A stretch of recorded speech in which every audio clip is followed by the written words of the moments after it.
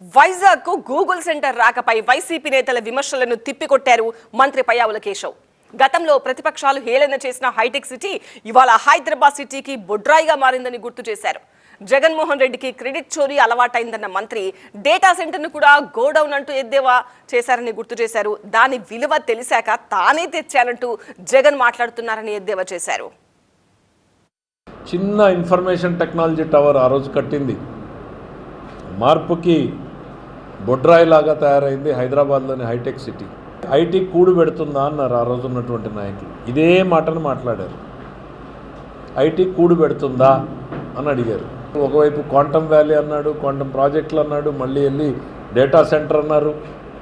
Data centre వస్తే ఏమన్నారు, first రోజున అదో గోడౌను, 4 కంప్యూటర్లు ఉంటాయి నిన్న చెప్పారు. ఎప్పుడైతే దానికి గొప్పతనం తెలిసిందో ఇదంతా నేనే తెచ్చా ఇదంతా క్రెడిట్ చోరీ అనే స్థాయికి వచ్చారు. అసలు క్రెడిట్ కోసం ఆలోచించకుండా పనిచేసేటువంటి ముఖ్యమంత్రి చంద్రబాబు నాయుడు గారు, పని జరిగితే నాది, జరగకపోతే మీది అనేటువంటి ఆలోచనలో ఉన్నటువంటి వ్యక్తి జగన్మోహన్ రెడ్డి గారు.